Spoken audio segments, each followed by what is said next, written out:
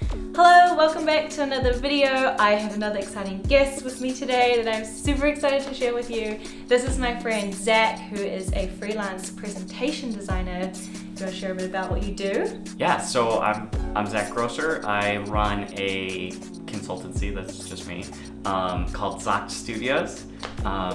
So I do presentation design focusing on company storytelling and fundraising. So I have a background in doing presentation design. My first full-time design gig was as a presentation designer at Square, the financial services company. Started with just doing like all-hands presentations. One of the executives would go speak at an event or a conference, and I started doing some more external stuff. And then as the company grew, I ended up doing fundraising events, board of directors meetings. Super important, high-profile stuff. It's important, and a lot of the times people don't design it. It's really interesting because PowerPoint or Google Slides or Keynote are the only design tool that comes with every computer. So a lot of times these documents are just templated, basics, and it just depends on the people involved, their design skills. But yeah, so then Square started the process to go public, so I worked on the roadshow for that, and then after that the investor documents, the earnings reports, and then I worked at Figma for Design tool? 14 months, the design tool company. I ran design education, so I took a little break from being a designer to run design education and do European community since I was based here in Amsterdam. Cool. And then in February I started Zach Studios, presentation design. And yeah, all my clients are companies that are fundraising or trying to refine the story that they tell, usually to investors. That's sort of the industry that I've found myself in. I think that I'm more than willing to do all sorts of presentations. Sometimes I'll get hired by a company just to build templates for them internally to use. But yeah, a lot of times it ends up being like, we need to raise money and we need it to look good and tell a great story. Yeah. And you also run a presentation blog. Femke.design. Great domain. Thank you. I want to create resources and guidance and assets and templates and all sorts of things that people can use to design presentations better or skip some steps and just have some resources to start a little better. So how would you define presentation design, really? Yeah, I mean, on a really practical level, it's designing slides. Presentations. But that's the obvious part. Yeah. But yeah, I think it's a really interesting combination of like visual design, storytelling design. A lot of storytelling. Yeah, I think that's really the most important part is the story that's told, which there's like a coaching aspect to that. There's like a writing aspect to that. It's a time-based medium, just like video or audio is. Or animation, and animation plays a part in it too. You can definitely do animation things with presentation tools or by bringing other tools into it, like After Effects.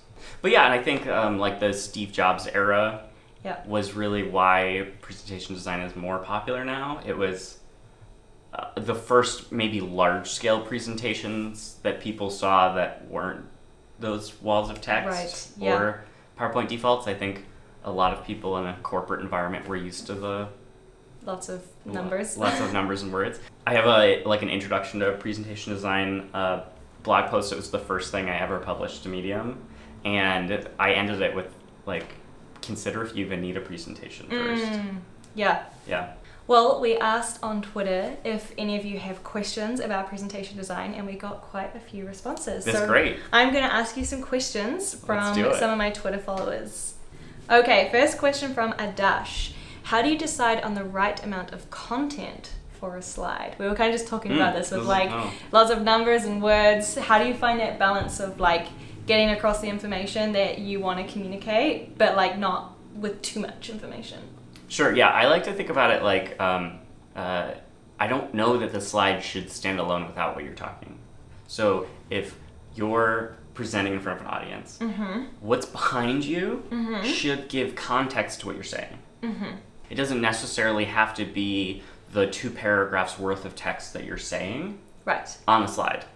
Right. That would be the like leave behind version. the like document version of that your you can talk read later. That you can read later. And I think that's like a big distinction. I think one of the other questions that I saw on Twitter relates to this too, so I'm sure we'll touch on it a couple times, but maybe you need two versions of your presentation. A version that is standalone and doesn't even have to be done in slide format. Maybe it's just a doc.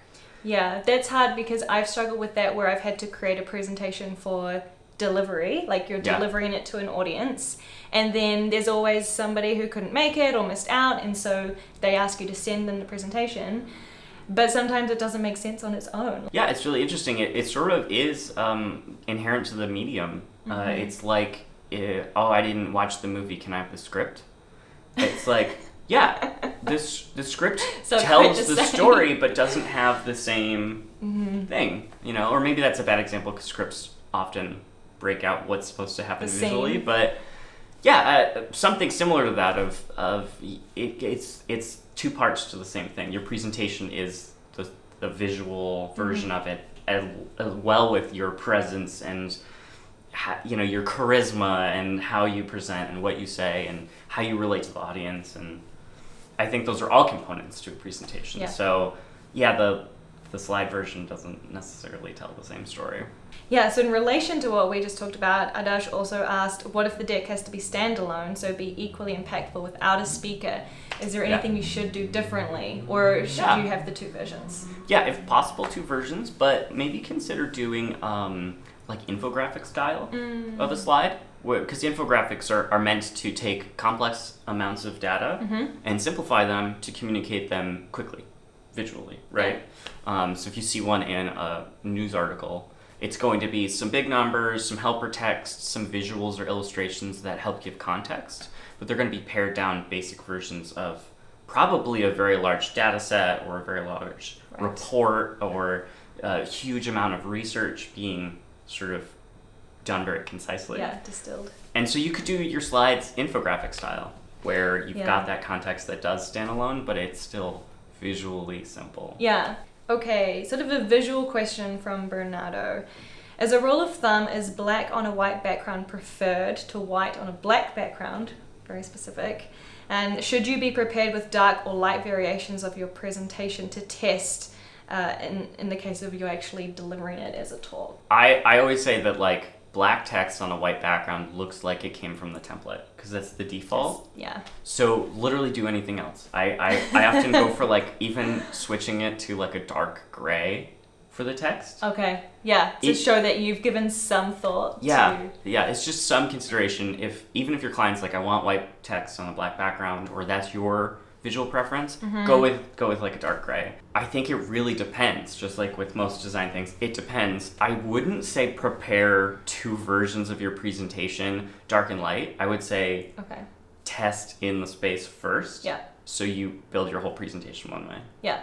And I think it's important to test this too, because I've had experiences where I've designed a presentation and it looks fantastic on my computer. Yeah. And then when it gets projected onto the big screen, you can't, like the contrast is so different, you can't see half of it, or like I used too light of a shade or something. Right. So I think it's important to consider the environment where you're going to present this as well, right? Exactly. If you can get into a space before, or at least think about what that's going to be like, how much light you're actually going to get on a screen, is really helpful. Is this something that you ask your clients to keep in mind when you're creating the presentation, like what kind of environment they might be presenting this in future, or? If it's for a conference talk, definitely. I think that with the work that I do primarily they're presenting to investors, they're doing a roadshow. So they're probably gonna give that presentation to their company in their office, and then they're going to go to different offices. Sometimes it's just going to be off a laptop screen. Sometimes they might show up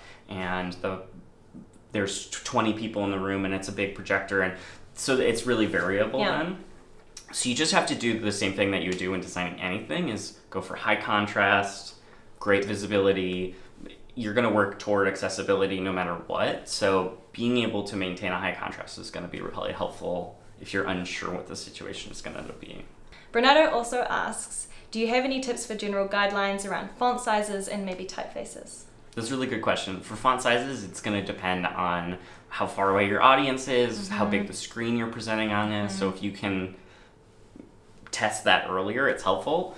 As you design presentations and see lots of them, it really also depends on the amount of content. Yeah. So if there's like 2 graphs on a slide, which is already a lot of information, you can't have a giant heading. Right. So you're going to have to start getting your headings a little bit closer to your body size, and then you can go like bold. Yeah. For typefaces, I tend to stick with things that I know are defaults. Not the defaults when you open the file, but the defaults that come with computers. Yeah. I like to use Google Slides a lot because that gives you all of Google fonts. You can add any Google font into Google Slides. That is really useful, actually. It's super cool. Useful. So I like to go with Google fonts on Google Slides. If you're doing like Keynote, you're going to want to stay in like the Helvetica round. Is that so that people who open it on their computer... Exactly. How do you prepare for technical glitches? No presenter notes, no sound, no internet access, low contrast projectors. Yeah, I've definitely had this happen when I've spoken at conferences before where simple things like maybe you expected there to be a TV in front of you and there's not. And then you're constantly like looking behind you or like you don't have that visual cue of what's coming next. How do you deal with that? The best case scenario is you get a chance to rehearse in the space with the devices that you'll be using. Maybe it has to be the day of the presentation, but hopefully you're not walking onto that stage for the first time. Yeah. But really my advice is just be prepared that there's going to be at least one technical difficulty. It's sort of inevitable. If we can't get the projector to recognize the laptop, the right adapter's not there, there's no charger for your computer and it dies, like so many things could go wrong. The fonts aren't installed, the internet falls and you're using Google Slides. For that, I would download it. Yeah, so you have have an offline version. But yeah, it's sort of inevitable that something's going to go wrong, and just to prepare for that. Yeah, I tend to just like make jokes. I love that.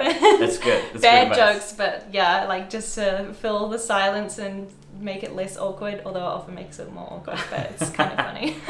Well, and if your presentation truly is just context to what you're saying, hypothetically, you could give your talk without your slides. Yeah. Also, like if you're well prepared enough or prepared to do this, I sometimes will also just keep going while they're fixing it. Smart. I like that. Or like while I'm trying to fix it, like if you can keep going while it gets fixed in the background. But yeah, sometimes that is impossible. Like I've been at conferences where there's like an awkward 2 minutes where they're trying to get the audio going or something in the middle of a talk, and it can really throw you off too. I was also presenting at a conference once, and in the middle of my talk, music started blasting. Like not at all related to my presentation, but that just somebody turned music on in the whole hall, and it just completely threw me off. Like I completely lost where I was. I didn't know what slide was up or what I was saying. I totally forgot my train of thought, and you have this moment of complete panic. Yeah. But just do your best to get back on board. And I think also in those cases, like the audience has a bit of sympathy for you. Yeah. So just do the best you can. In my experience, audio is usually always the thing that is like the hardest, because not every presenter in like a lineup of conferences is going to have audio in there. So you might be the first one of the day and... Oops, we forgot to plug it in. Right. Especially if you have embedded videos from like YouTube. Similar to what we said about, if you have a Google Slides presentation, download it so that you have the offline version. Right. Same with like YouTube videos. Maybe you can't necessarily download them, but have them open in another tab or something like that, so that if the embed doesn't work properly, you can just switch to the tab. Right. Things like that. Just be prepared for anything that could go wrong, I guess. Yeah, something's going to go wrong, so. A question from Lisa. Do you think it's more about the presentation or the company itself? I mean, having good traction numbers or presenting numbers in a good way? Yeah, I think Lisa's talking about fundraising decks. So, it's definitely not about like the slides. Like the slides aren't going to raise money. It is about the company's story, its product. I found really successful is great customer testimonials. Oh, yeah.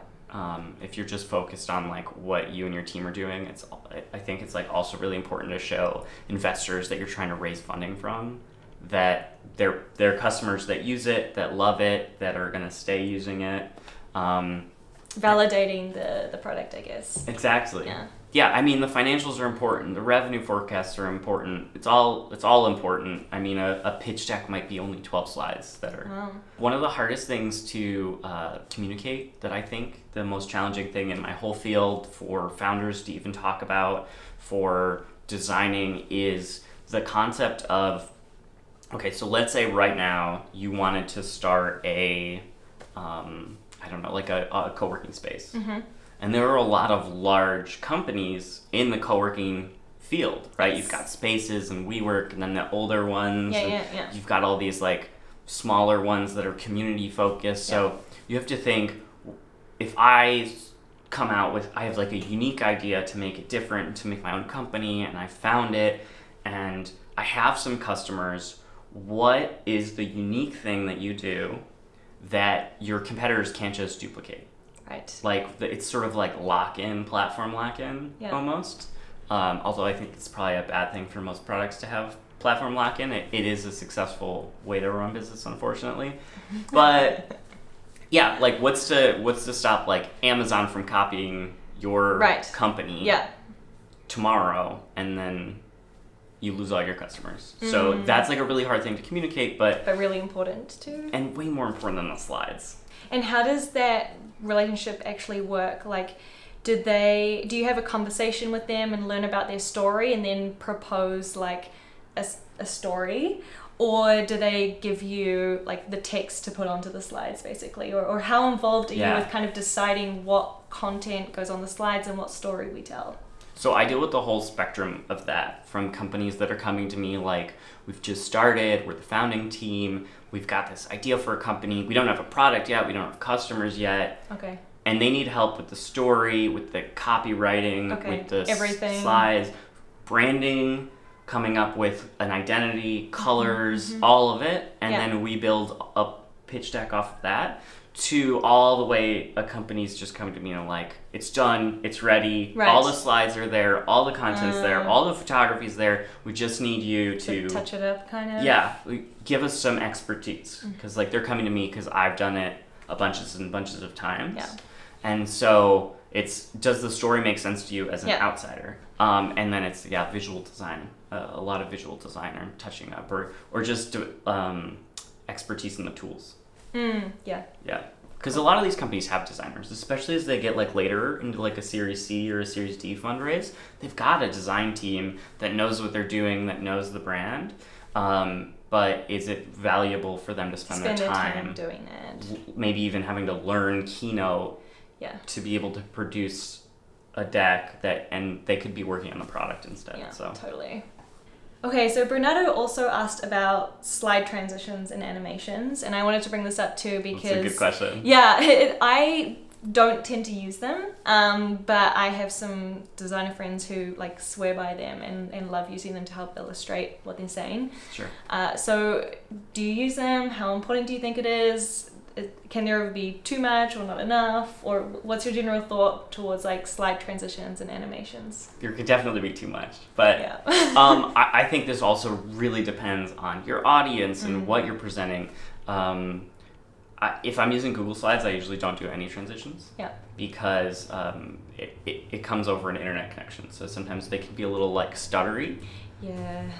Especially if there's a lot of content on the slide. If you've got some large photos or a lot of icons, it can stutter a little bit. I sometimes use them to build in items. Maybe there's 3 things on a slide. It might be like 1, 2, 3.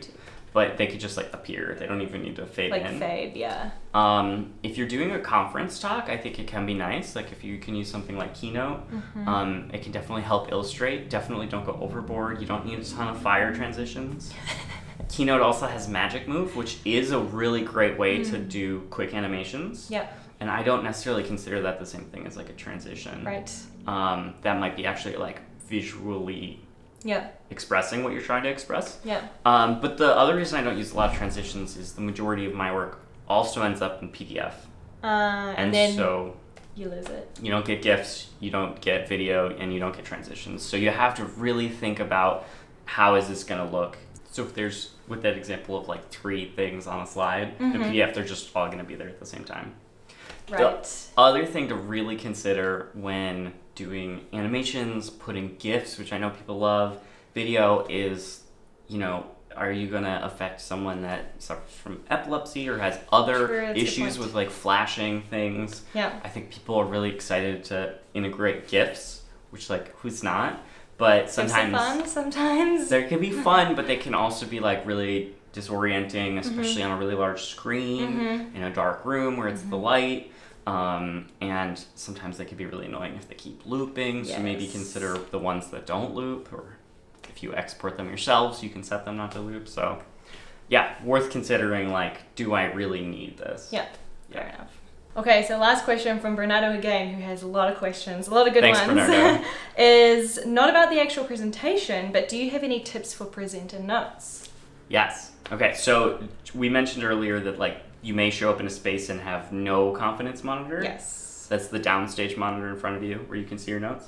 It's called a confidence monitor, which is my favorite. That's a great word. What I suggest is, because a lot of people dump in everything they want to say, but if you read it, it's going to sound like you're reading a script, because you are. So I always recommend don't do that. If you need them, it's usually to remind you to hit the points, right? Right. So if you have 3 things you really want to communicate while that slide's up, you can put 3 words in bullets in your presenter notes.